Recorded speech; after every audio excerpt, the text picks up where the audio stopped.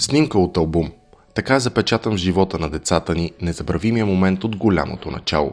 И само родителите помнят страховете, вълнението, дори вкуса и миризмата, с които са посрещнали новия живот. И крещящата жажда за реална, емоционална и физическа подкрепа. Нашата болница как участва? Активно участва заради добрия екип, който работи в отделението по акушерство и гинекология, в отделението по неонатология и нашия екип в отделението по анестезиология и интензивно лечение, който предлага на бъдещите майки всички съвременни методи на обезболяване на нормално и оперативно раждане. Многопрофилна общинска болница за активно лечение доктор Стефан Черкезов във Велико Търново през изминалата година са изплакали 1200 бебета, при едва 600 за предходната. И този 100% ръст еднозначно показва, че болницата не е сграда. Болницата са хората в нея, тяхното отношение към теб и твоето доверие в тях. Понякога пациентите се нуждаят дали само от една добра дума или от добро отношение, а в нашето отделение по акушерство и гинекология отношението към бременните и родилките е на много високо ниво и те сами ще го видят, когато станат пациенти.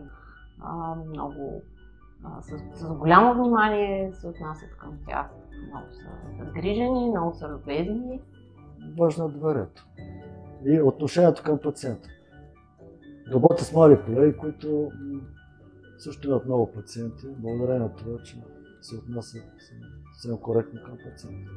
Ако може да не са най-добрите, както аз може да не съм най-добрия, но ако съм честен към пациента и коректен към него, той достатъчно вярва, за да се довери цяло на този лекар и да повери съдбата, собствената на детето си в неговите ръце. Тоест отношението е най-важно според мен. И тези, които нямат пациенти, независимо от огромния си стаж и опит, може да са перфектни лекари, но никога няма да имат пациенти, ако не се отнасят добре с тях. Всеки живот има своя път. Той тръгва от различна точка в различна посока. За съжаление, понякога не толкова приказно и безпроблемно, колкото всички биха искали. Заради огромната разлика в нивото на грижа, особено при риск, все повече бременни избират да не родят в най-близката до дома си болница, дори това да им струва десетки километри пътуване. Причините. Лекарите, които работят в отделението, т.е. кадровия състав, който преди година и половина беше подменен цяло, или поне наполовина, с нови млади сили.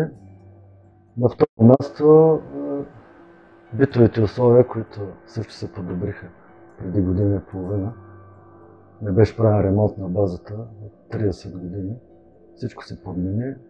Имаме 3 респиратора, 12 инкубатора, инфузионни помпи, назален ЦПАП и всичко необходимо за реанимация и лечение на новородените рискови деца, каквито са недоносени.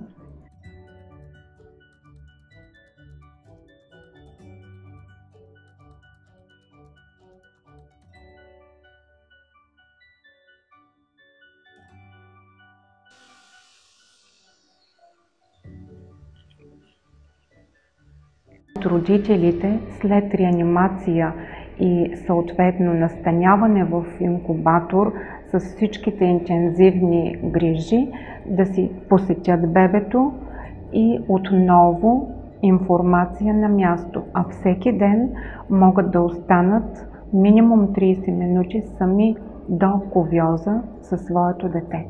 Децата не избират нито кога, нито как да се родят. Отговорността за всичко, което закодираме в клетките им през така значимите първи 1000 дни от техния живот е на всеки от нас.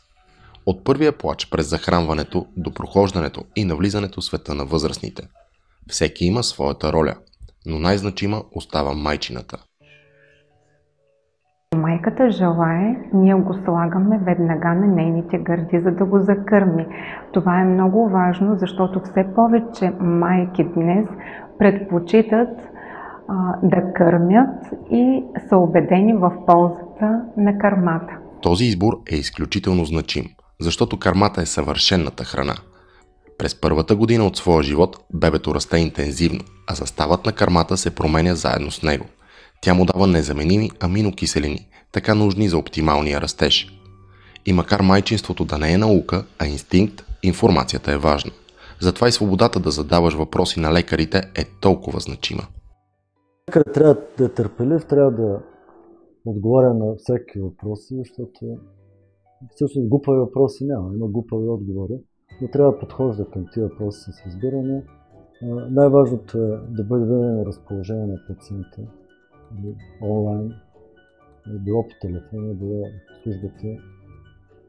Тя да знае, че винаги може да разчита на него, когато има проблем да се обърне към него и той да го реши.